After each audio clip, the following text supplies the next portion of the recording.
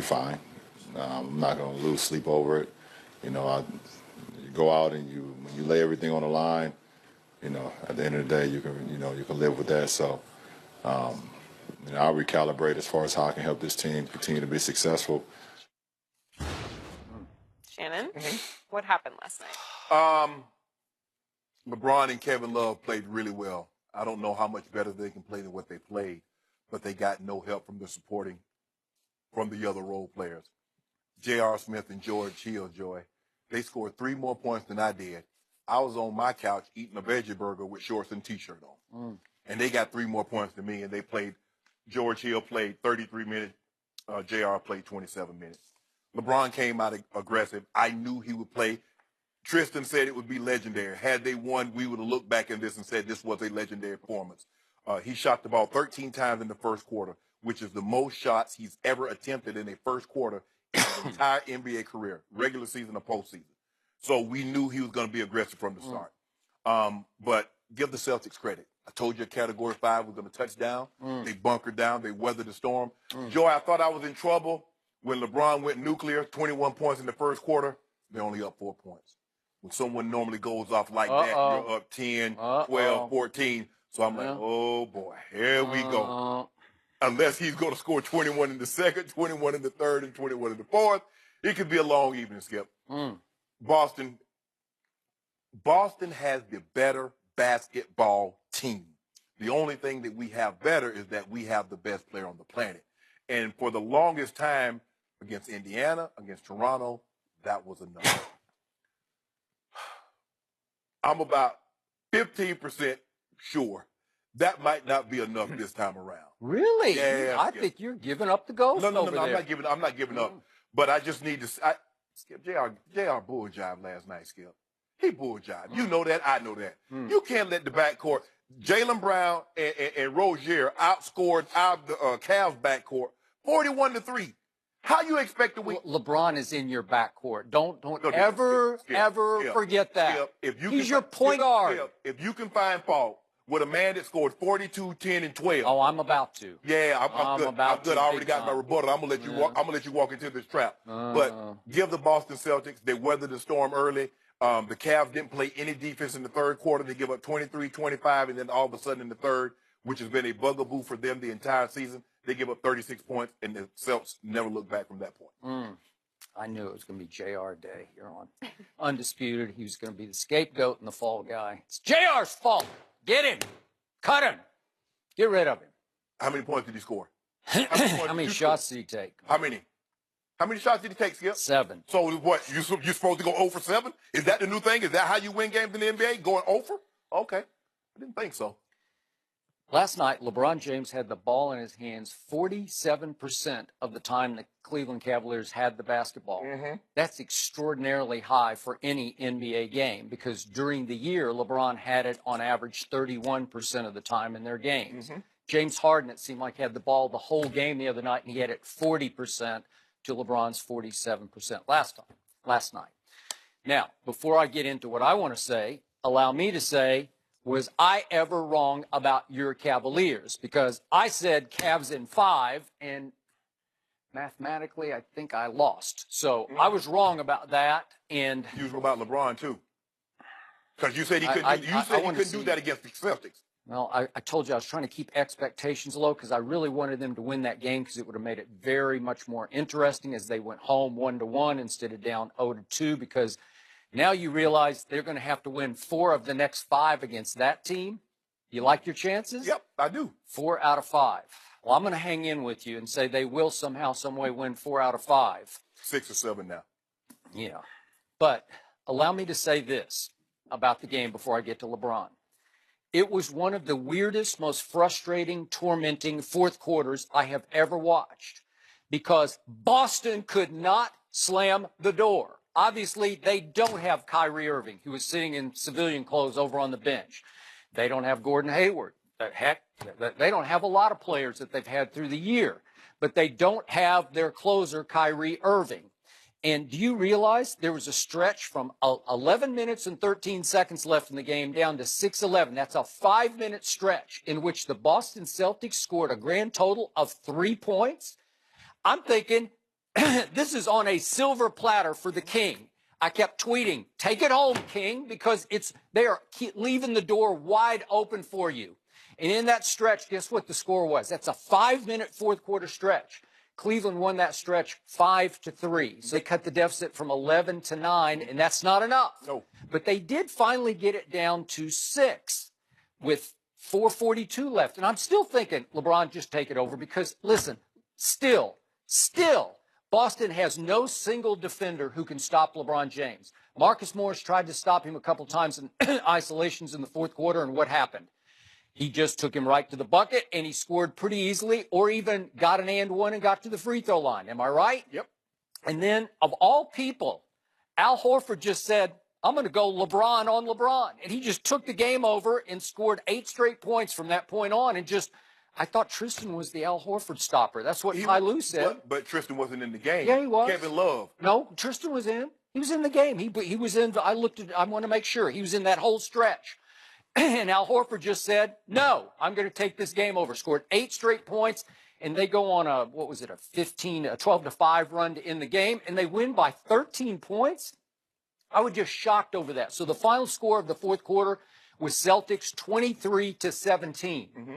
The Celtics went 0 for 7 from 3 in the fourth quarter. Mm-hmm. 0 for 7 from. Wouldn't you think that the door swung wide open? Yeah. Guess what your Cavaliers did? They went 0 for 8. LeBron went 0 for 2. Mm-hmm. And LeBron's last 3, I hate to point out, hit nothing but backboard. It didn't hit the rim. It hit the backboard. So now let's get to the crux. Let's get to the bottom line.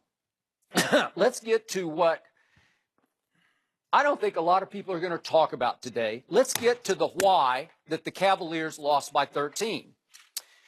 To start with, LeBron James was that storm that you predicted. A storm did literally hit Boston right before the game, and he did hit them as I expected he was. Well, I thought that's what he was going to do in game number 1.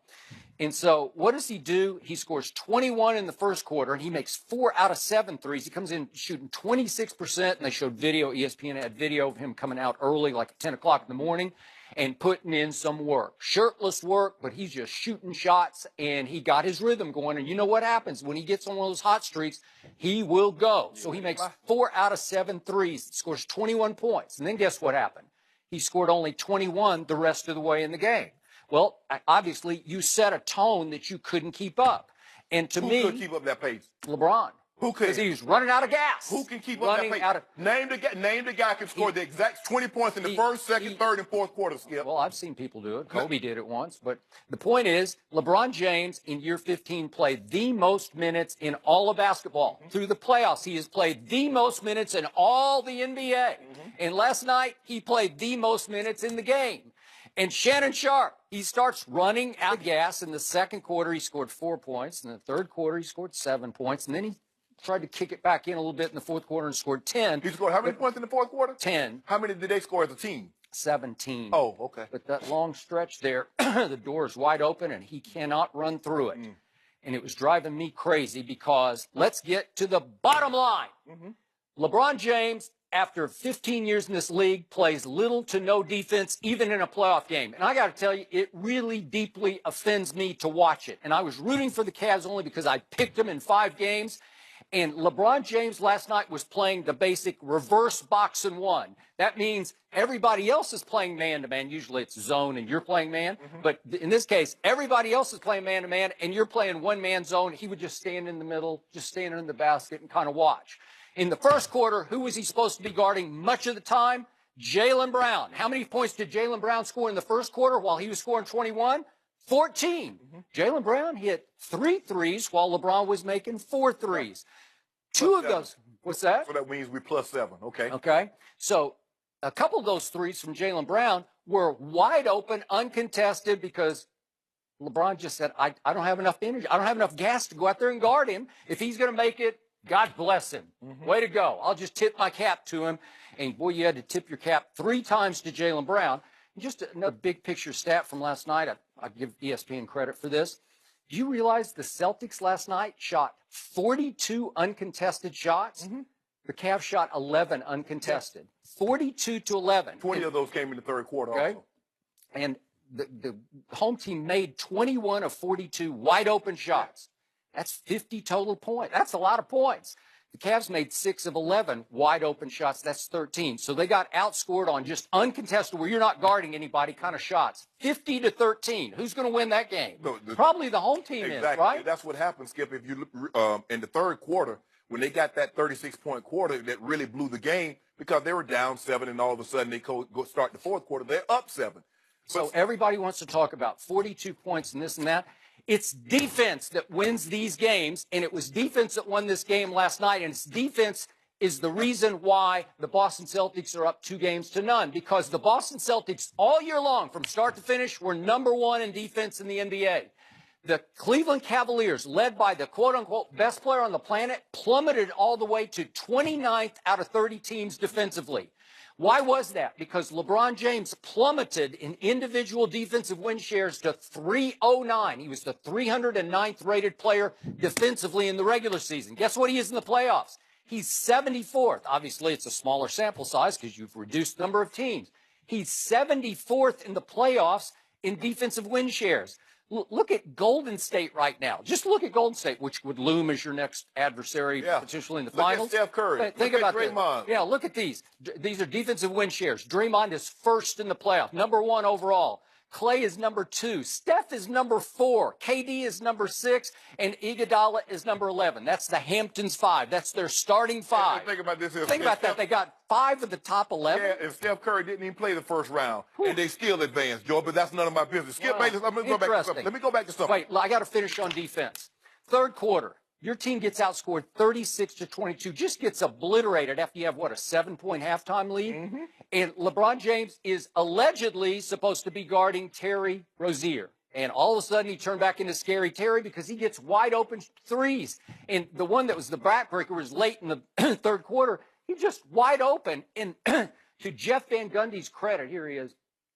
It's kick out. See, look at LeBron. LeBron's just standing in the lane. He just didn't even go out to guard him. And finally, Jeff Van Gundy just goes on a rant. I know you don't listen to the sound, but he didn't call out LeBron by name, though he should have.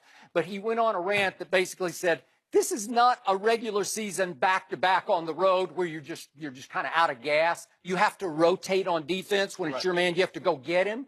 And LeBron just lets him stand out there, and that started to break the game open when he made that shot. So my point is, if you're setting the wrong tone on defense because you have to save yourself just to pour all your effort into offense, mostly in the first quarter last night, your team does not rally around you on defense. They know you're not even playing defense, so this is a pathetic defensive team against the best defense. You said LeBron James had the ball in his hand 47% of the time. Yep. Did you realize he accounted for 73% of the offense? Yeah. Be it scored or should assisting. have. So let me ask you a question. If you name the player in the history of the NBA that's had to carry the offensive workload in a playoff game like LeBron James. I just want you to name the offensive player that's had to carry the offensive workload of LeBron James. Was it Michael Jordan? Yeah. Was it Kobe Bryant? Yeah. Skip. Scottie Pippen initiated the offense. Michael Jordan didn't break. Scottie Pippen. I'm going to remind you this one more time. LeBron James was 33 years of age this year, and he ranked 309 in defense. Michael Jordan, at age 34 in his last year in Chicago, made first-team all-defense. First-team all-defense. It's a huge difference. They set the tone with their defense. They won the 98 playoffs, won the championship, setting the tone with their defense. And who was their #1 defender? Michael Jeffrey Jordan. He did not have the offensive workload, Skip, that LeBron has. Because he focused on defense, but when it was him to score, he's going to score points. He's mostly going to score them in the fourth quarter. But here's the thing, though, Skip. You think about this. LeBron James in the second half, you was talking about, well, he ran out of gas. He had 7 points in the third quarter and 7 and 10. Didn't you think he ran out of gas? Skip, he scored 17 of their 36 points in the second half. Okay, but again, he scored 21 in the first quarter, and then it goes 4 points, 7 points, 10 points. It's just not enough. He took the most shots. Okay, here's what happens. Your teammates don't know what's the strategy tonight, because in game one, he said it was a feel-out game, so he tries to get everybody involved, and nothing happens. So he comes out like a hurricane, like a storm in first quarter, and then what happens after that? The teammates are like, I don't know, am I supposed to play or not? Skip. So how does he appease Skip? He comes out in the first game, and he's non-aggressive. You want to see him aggressive. Now he's aggressive, and now you're saying his teammates don't know what to expect. How does he appease you, Skip? Kevin Love was really good last I'm not night. talking about Kevin Love. I'm talking about Kevin Love because he had 22 and 15. That'll win games. If I didn't know better, 22 and 15. If I didn't know better, my A comment was LeBron and Love played great. Nobody else gave him anything. So we've already Timeout. that. Somebody else gave him a whole lot. Guess who it was? Kyle Korver, the fourth best three-point shooter in all of history of basketball. He scored. Wait a second. He scores 11 points in the first half, and I thought he had a really hot hand. The second quarter. Okay. So what about the first, third, and fourth quarter? Okay. What did he score, Skip? Help me out, Ty Lue. Why wasn't he in the game in the third quarter? Help me out, LeShannon. Why wasn't he in the game? Help me out. Because they're struggling. They're struggling defensively. They're getting wiped out. It's 36 to 22. Let me ask you a question. Guess what? Kyle Korver doesn't get in until the 4-minute mark of the third quarter and takes one shot. He's hot-handed, Shannon. He's as dynamic as and he's three-point also lead-footed, Skip. He is not. He plays defense as hard and as well as anybody on that team. You know what he does? He's about as good a defender as there is on that team. I'm serious about that. He's 6'8". Skip. Jeff, you didn't hear it last night. Jeff Van Gundy was defending him as a defensive player because he's pretty good. Skip, I will give him He all plays the credit. hard. He plays hard, Yeah. but he's slow-footed, Skip, and that's the thing. I think he plays pretty well. I think he's pretty disruptive. You on watch defense. the game. That was a big mistake. As soon as he comes You in, get what do they Kyle do? Korver 3 shots in the second half after he just gone off. Did he not look hot-handed to you? Yeah. I think LeBron has some help that wasn't used last night, right? Skip. Interesting. I love. I just don't know. I don't know what else he does. He comes out, try to get his teammates involved. LeBron, this is the playoffs. You got to be aggressive. He comes out aggressive. Now his teammates don't know what to expect. So what do you have him to do? He's shouldering the load. You still won't tell me the guy that's had to shoulder the load offensively. You actually think Michael Jordan could do what LeBron doing and still play defense? No, he couldn't. Not on his best day. Boy, I saw him do some incredible things, and he was playing both ends. Yeah. Hey, that last game at Utah, that closeout game 6, he was spectacular on offense and on defense. Who stole the ball from Karl Malone in the last sequence? You take one play. Wow. You took one play. No, he he stole was the ball. really good. No, he scored a bunch of points. I forget what he scored in that game. Let me ask you a question. So what he did is that Hornacek ran through. He followed him and then turned back. Dennis Rodman. And so Mailman had his back turned to it, and he stole the ball. You make it seem like he just picked his pocket straight up. Stop, Skip. It was a really big-time play. It was a big-time play because what made it big-time, Skip, was the moment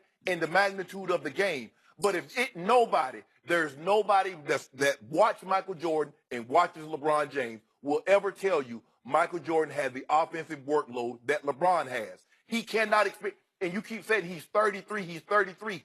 He's played more minutes at 33 than Michael Jordan played in his entire career. I just want to know how you can keep giving him a pass. Every time I bring this up, you just ignore the fact he plays little to no defense. Skip. It's offensive. The world gives him a pass for this. That's why they're losing these games. There's a reason why they stopped playing offensive and defensive players start playing in football to pro. You remember they used to play both sides, but there's a reason they stopped that, didn't Skip? Why would they do that? As I told you, the best defender on the Chicago Bulls in 1998 was Michael Jordan, first team all defense, and they won the championship. So wouldn't you think if your goal, your priority is to win the championship, you would refocus on defense? Wouldn't you? Did he have the work? It was embarrassing last night. I just kept saying, what are you doing? So did he lead what the are team? you If you doing? don't mind me asking, you keep telling me that he led his defense and all that. Did he lead the team in assists? Did he lead the team in rebounding? Because I know a guy that led the team in scoring, rebounding, and assists. Can you tell me the time Michael Jordan's done that? He's done it once in his career. This really offends me. Michael Jordan won the scoring title in the NBA 10 times. LeBron's won it 1 time. So you say, tell me the one guy who carries the load the way. 10 times he won the scoring title. You don't think that's carrying the load? One time has LeBron won the scoring title. If he wanted to win the scoring title, Skip, that's not what he does. Skip, think about this. Okay, what is it? Does he carry the load or not? I told you. I just want to make sure. I just want to get this on record. So the only way you can carry the load is if you score points. No, but that's what you just said. I tweeted last night again. LeBron is the best passer in basketball. No. But if you're that guy, you don't run out of gas in the second quarter. He just faded. He just sort of blended into the scenery in the second and third quarter because he's out of gas. So I'm just trying to figure out. So if you don't score, you don't carry the offensive load. So when Michael Jordan went 5 of 19 in the game, closeout game against Supersonics, did he run out of gas? What happened then? He would do whatever was required. What, And by the way, LeBron is doing? Michael Jordan could have averaged 12 assists a game if he had decided So but he was carrying the scoring load for the team. So he played both ways, and he played hellacious hard on both ends. Thank you, but Skip, Yeah. like you tell me, you're talking out both sides of your mouth. See, that you said he's carrying the scoring load, but if he here's- wanted to, he could have averaged 12 assists. But he didn't. And you know what offended me the most in the end? I watched all LeBron's post-game press conference live. Yes. And he was in a really good mood. He was cutting up, making jokes with Kevin Love. Yes. Ask Kev a question, or I won't be able He's to up- sleep yeah, tonight. right. Okay.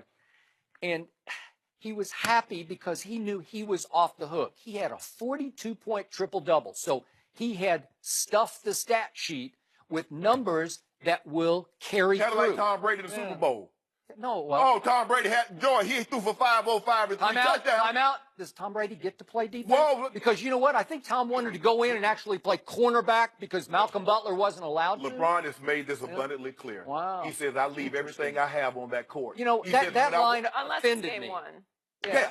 Well, or game two, when you don't play defense, you left everything on the court. But I love That's how, embarrassing. I love how Michael Jordan had the offensive Embarrassing. scoring load, but that's all he had to do. But if he'd have wanted to, Joy, he could have averaged 12 assists. When have you ever known Michael he Jordan to want to do he something and scored. not do it? You He know- wanted to own an NBA team. Hey. He got it. Who gave as much energy on either end of the court as anybody who ever played? Michael Jordan all the way through his year 13, his last year with What the about Bulls. those 2 years in Washington? Why Well, would they he give took it? 3 years off, and then he was 38 and 39 Well, if years LeBron old. James had to take 2 years off in between that, he could have gave a lot They more get to energy too. stew on this loss, this hot L until Saturday. Joy, stop it now. That's Game unnecessary. 3. You being I'm just speaking the truth.